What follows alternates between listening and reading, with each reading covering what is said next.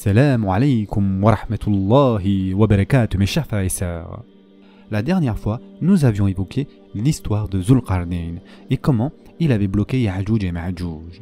En l'espace de 2 versets, Allah Azza wa Jal commence ensuite à parler du jour du jugement et la transition est très immédiate. Et en effet, Allah subhanahu wa ta'ala dit « Nous les laisserons ce jour-là déferler comme les flots les uns sur les autres et on soufflera dans la trompe et nous les rassemblerons tous. Et ce jour-là, nous présenterons de près l'enfer aux mécréants, dont les yeux étaient couverts d'un voile qui les empêchait de penser à moi, et ils ne pouvaient rien entendre non plus.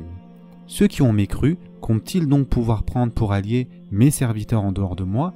Nous avons préparé l'enfer comme résidence pour les mécréants. Dit, voulez-vous que nous vous apprenions lesquels sont les plus grands perdants en œuvre? Ceux dont l'effort, dans la vie présente, s'est égaré alors qu'ils s'imaginent faire le bien. Ceux-là qui ont nié les signes de leur Seigneur, ainsi que sa rencontre, leurs actions sont donc vaines. Nous leur assignerons pas de poids au jour de la résurrection. Sourate Al-Kahf, versets 99 à 105. Après avoir conclu que Ya'juj et Ma'juj avaient été enfermés, Allah Azza wa Jal dit dans le verset 99 « Et ce jour-là, nous les laisserons déferler comme des vagues les uns sur les autres, et on soufflera dans la trompe, puis nous les rassemblerons tous ensemble. » Mes chers frères et sœurs en islam, cette transition soudaine vers le jour du jugement s'explique par le fait que, comme nous l'avons déjà établi, Ya'juj et Ma'juj constituent l'un des grands signes annonciateurs de ce jour. Il est donc pertinent qu'à la suite de leur histoire, la conclusion de la sourate commence immédiatement, c'est-à-dire une conclusion qui traite du jour du jugement, de la prophétie et de la science d'Allah subhanahu wa ta'ala. Ainsi, Allah Azza wa Jal dit que la trompe sera soufflée et que tous seront rassemblés, tous ceux mentionnés dans ces récits, leurs adversaires comme leurs partisans. Puis Allah Azza wa Jal dit dans le verset 100, ce jour-là, nous présenterons clairement l'enfer aux mécréants. Ce qui signifie, nous leur offrirons un spectacle réel, ou encore nous leur ferons voir un aperçu véritable du Jahannam, c'est-à-dire de l'enfer. La présentation de l'enfer est évoquée à de nombreuses reprises dans le Coran. Par exemple, dans la sourate Al-Fajr, Allah Azza wa Jal dit « Le jour où l'enfer sera amené de près ». Sourate Al-Fajr, verset 23. À propos de ce verset, le prophète sallallahu alayhi wa sallam a dit « L'enfer sera amené ce jour-là, c'est-à-dire le jour du jugement, avec 70 000 brides, et chaque bride sera tenue par 70 000 anges. » Ainsi, Allah Azza wa Jal ordonnera à ses anges de tirer le Jahannam physiquement le jour du jugement, afin que tout le monde, musulman et non musulman, puisse le voir. Allah Azza wa Jal mentionne également dans le Coran « Vous verrez très certainement l'enfer, vous le verrez certes avec l'œil de la certitude. » Sourate At-Takathur, versets 6 et 7. Allah Azza wa Jal affirme donc que nous verrons tous bel et bien l'enfer, et ce sera avec Ayn al-Yaqin, c'est-à-dire avec l'œil de la certitude. Bien que musulmans et non musulmans verront le Jahannam, dans le verset 100, Allah Azza wa Jal précise que ce sera les mécréants, c'est-à-dire les kuffars, qui en feront l'objet direct. Car le mot utilisé n'est pas simplement voir, comme dans la tarawunna qui s'applique à tout le monde. En revanche, le mot utilisé est l'ard, utilisé ici dans la sourate Al-Kahf, qui signifie passer devant ou être exposé à, et il est réservé spécifiquement aux kafirs, c'est-à-dire aux mécréants. Ard possède également plusieurs autres significations en plus de voir. Cela peut aussi vouloir dire nous les avons amenés tout près d'elle ou nous les avons fait passer au-dessus d'elle. Cela implique donc qu'Allah Azza wa Jal a fait du Jahannam une exposition réservée à ceux qui l'ont rejeté. Mes chers frères et sœurs en islam, qui sont donc les kafirines ou mécréants mentionnés dans le verset 100? Dans le verset 101, Allah Azza wa Jal nous informe de qui il s'agit. Et en effet, Allah Azza wa Jal dit « dont les yeux étaient voilés contre mon rappel et qui ne pouvaient rien entendre ».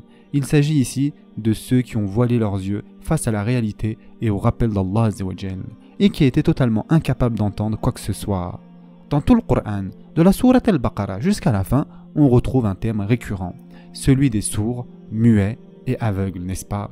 Celui qui rejette les commandements d'Allah Azza wa Jal, ainsi que son adoration et son rappel, est qualifié de sourd, muet et aveugle. Allah Azza wa Jal précise très clairement qu'il ne parle pas d'une cécité physique, d'un aveuglement des yeux, mais bien d'un aveuglement du cœur. Et en effet, Allah Azza wa Jal dit « Que ne voyage-t-il sur la terre afin d'avoir des cœurs pour comprendre et des oreilles pour entendre? Car ce ne sont pas les yeux qui s'aveuglent, mais ce sont les cœurs dans les poitrines qui s'aveuglent. » Sourate Al-Hajj, verset 46. Lorsqu'Allah Azza wa Jal dit que leurs yeux étaient voilés et qu'ils ne pouvaient ni voir ni entendre, il ne s'agit pas ici de perception physique, mais plutôt de vision et d'audition spirituelle, c'est-à-dire la capacité de reconnaître la vérité et de la suivre. C'est cela qu'Allah Azza wa Jal veut dire lorsqu'il affirme qu'ils ont mis un voile sur leurs propres yeux. Ils sont sourds, muets, aveugles, jamais ils ne reviendront dans la bonne voie. Surat al-Baqarah, verset 18. En effet, ils refusent la lumière de l'islam. Le thème des sourds et muets est cohérent, car le Coran est appelé lumière et la révélation d'Allah Azza wa Jal est appelée lumière. Ainsi, quiconque ne voit pas cette lumière ne mérite pas la vue. C'est exactement ce qu'Allah Azza wa Jal dit dans la sourate Taha. Et quiconque se détourne de mon rappel mènera certes une vie pleine de gêne, et le jour de la résurrection, nous l'amènerons aveugle au rassemblement. Il dira « Ô mon Seigneur, pourquoi m'as-tu amené aveugle alors qu'auparavant je voyais ?» Allah lui dira « De même que nos signes, c'est-à-dire nos enseignements, t'étaient venus et que tu les as oubliés, ainsi aujourd'hui tu es oublié. Ainsi sanctionnons-nous l'outrancier qui ne croit pas aux révélations de son Seigneur. Et certes, le châtiment de l'au-delà est plus sévère et plus durable. » Surat Taha, versets 124 à 127. Allah Azza wa Jal les ressuscitera donc aveugles parce qu'ils n'ont pas utilisé leurs yeux comme il le fallait pour reconnaître la vérité de l'islam et d'Allah Azza wa Jal. C'est comme s'ils avaient mis un voile sur leurs yeux et bouché leurs oreilles pour ne pas entendre la vérité. Tout cela, mes chers frères et sœurs en islam, met en évidence un principe fondamental de notre religion, l'islam. L'islam est simple, logique et rationnel. Il s'adresse à l'esprit, au corps, à l'intellect et à l'âme. C'est pour cette raison que des gens issus de toutes les confessions et toute personne sincère finiront par accepter l'islam lorsqu'ils en observent la simplicité. Il n'est pas nécessaire d'avoir un doctorat en philosophie pour comprendre cette religion. L'islam est destiné à l'humanité tout entière, autant à la personne ordinaire qu'à l'intellectuel. Il est fait pour chaque niveau de la société et il parle à toutes les dimensions humaines, le corps, le cœur, l'esprit et l'intellect. Par conséquent, quiconque rejette l'islam en sachant ce qu'est l'islam, du point de vue de notre sharia, cette personne ne recevra aucune miséricorde le jour du jugement. Cependant, celui qui n'a pas connu l'islam et qui n'a pas été correctement exposé à la vérité, comme quelqu'un ayant par exemple vécu isolé ou n'ayant entendu que de la désinformation sur l'islam et qui ne l'a jamais étudié réellement, Allah Azza wa Jal lui fera subir une épreuve particulière le jour du jugement. Certaines personnes affirment qu'ils seront automatiquement pardonnés, mais cela n'est ni académique ni intellectuellement solide, mes chers frères et sœurs, car si c'était vrai, il n'y aurait plus besoin de faire la da'wa, c'est-à-dire l'appel à l'islam, étant donné qu'Allah Azza wa Jal pardonnerait quoi que ce soit. Or, le hadith est très clair. Allah Azza wa Jal testera celui qui n'a jamais entendu parler de l'islam le jour du jugement. Le prophète d'Allah sallallahu alayhi wa sallam a dit « Il y aura 4 personnes qui présenteront leurs arguments devant Allah Azza wa Jal le jour de la résurrection. L'homme sourd qui n'a jamais rien entendu, l'homme fou, l'homme très âgé et l'homme mort durant la fatra, c'est-à-dire la période intermédiaire entre le temps de Isa alayhi salam et celui de Muhammad sallallahu alayhi wa sallam. L'homme sourd dira « Seigneur, l'islam est venu, mais je n'ai jamais rien entendu. » L'homme fou dira « Seigneur, l'islam est venu, mais les enfants me couraient après et me jetaient des pierres. » Le vieil homme dira « Seigneur, l'islam est venu, mais je ne comprenais rien. » Et l'homme mort durant la fatra dira « Seigneur, aucun messager de ta part ne m'est venu. » Alors Allah Azza wa Jal acceptera leur engagement d'obéissance et il leur sera ordonné d'entrer dans le feu. Par celui qui détient l'âme de Muhammad sallallahu alayhi wa sallam dans sa main, s'ils y entrent, le feu sera pour eux une fraîcheur et une sécurité.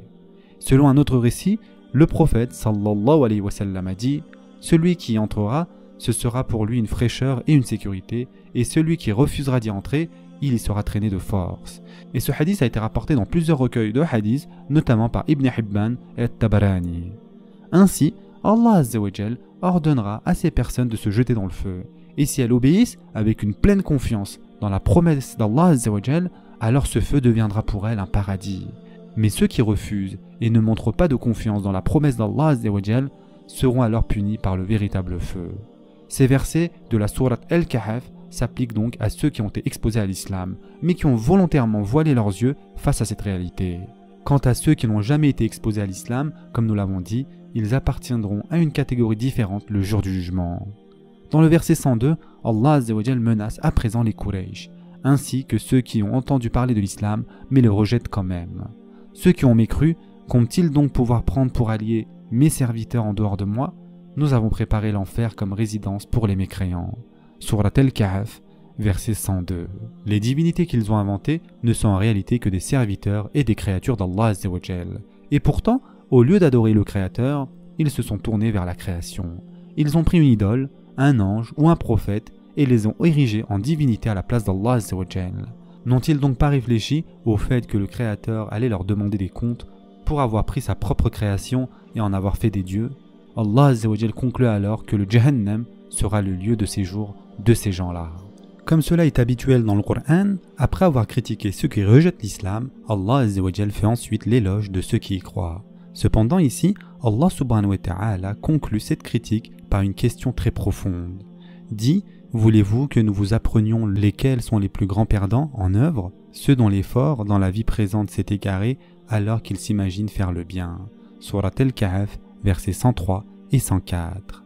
Allah Azza wa Jal décrit la pire catégorie de perdants comme étant ceux qui passent leur vie dans l'égarement, tout en pensant qu'ils sont dans le bien. Pour atteindre un lieu donné, il faut suivre la bonne route. Mais si l'on prend la mauvaise direction, alors peu importe le nombre d'heures que nous roulons, la sincérité de notre intention ou la beauté de la voiture dans laquelle nous sommes, nous n'atteindrons pas notre destination.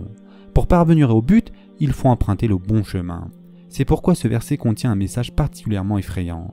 Al-Hafiz Abu Bakr al-Burqani rapporte de Abu Imran al-Jawni qui a dit « Omar ibn al-Khattab radiallahu an passa un jour près du monastère d'un moine et il l'interpella. « Ô moine !»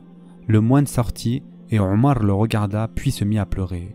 On lui demanda « Ô commandeur des croyants, pourquoi pleures-tu » Il répondit « Je me suis souvenu de cette parole d'Allah, le Tout-Puissant et Majestueux, dans son livre.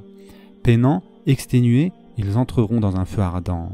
C'est cela qui m'a fait pleurer. » Les moines vivaient des vies isolées, séparées de la société. Ils jeûnaient et adoraient chaque jour. Mais du point de vue de l'islam, ils adoraient autre qu'Allah Azza wa Jal. Lorsqu'ils affirment que Isa est le fils de Dieu, ces paroles vont à l'encontre du tawhid. Ainsi, Omar radiallahu anh les a vus, et constatant comment ils avaient dédié leur vie à ce type d'adoration, et se rappelant que cela ne leur suffirait pas et ne leur profiterait pas, cela l'a fait pleurer. Ces moines avaient fait bien plus que la majorité d'entre nous, et peut-être même que Omar radiallahu anh ressentait qu'ils en faisaient plus que lui-même. Ils s'étaient coupés du monde et menaient une vie très difficile dans le culte, mais leur adoration était dirigée vers une idole. Ils pensaient faire le bien, mais ils étaient dans l'erreur car ils n'adoraient pas Allah Azza wa Jal. Il est important ici de préciser qu'en tant que musulmans, nous parlons en termes généraux, et non au cas par cas. Allah Azza wa Jal seul sait le sort de ces moines, en particulier le jour du jugement. Il n'est donc pas permis à un musulman de dire « cette personne ira au paradis » ou « cette personne ira en enfer ». Nous parlons en termes généraux. Ceux qui adorent Allah Azza wa Jal entreront au paradis et ceux qui le rejettent entreront en enfer. De la même manière, lorsque Omar radiallahu anh s'exprime ici, il parle en généralité, en disant qu'il existe des gens qui adorent le mauvais Dieu et qui font tant d'efforts dans ce culte, alors qu'Allah Azza wa Jal affirme le sort de ceux qui sont égarés. Un point très important ici est celui de l'intention donc. Des bonnes intentions ne sont pas nécessairement suffisantes aux yeux d'Allah Azza wa Jal. Nous ne pouvons pas faire le mal sous prétexte d'une bonne intention. Par exemple, on ne peut pas voler les riches pour donner aux pauvres, comme le Robin des Bois. C'est peut-être une bonne intention, mais vous ne pouvez pas transgresser les lois d'Allah Azza wa Jal. Et parmi les lois fondamentales d'Allah Azza wa Jal, il y a le fait que lui seul mérite l'adoration. Et quiconque adore autre qu'Allah Azza wa Jal n'est pas sur le droit chemin, quelle que soit sa sincérité. Allah Azza wa Jal dit ensuite dans le verset 105 « Ceux-là qui ont nié les signes de leur Seigneur ainsi que sa rencontre, leurs actions sont donc vaines. Nous ne leur assignerons pas de poids au jour de la résurrection. » Surat al-Kahf, verset 105. Le prophète sallallahu alayhi wa sallam a dit qu'un homme de ce monde, considéré comme puissant, noble et très respecté, et qui est également de grande taille, sera présenté le jour du jugement et sera placé sur la balance. Il sera constaté qu'il ne pèsera même pas le poids d'une aile de moustique aux yeux d'Allah Azza wa Jal. Cela n'a aucune importance de savoir ce que les gens pensaient de toi dans ce bas monde ou comment ils te regardaient. Notre prophète sallallahu alayhi wa sallam nous a dit « En vérité, Allah ne regarde pas vos visages ni vos biens, mais il regarde vos cœurs et vos œuvres. » Allah Azza wa Jal nous dit ici que ceux qui l'ont rejeté n'auront aucun poids auprès de lui le jour du jugement. Ce sera tout pour aujourd'hui. En attendant, prenez soin de vous mes chers frères et sœurs et à très prochainement. Inch'Allah.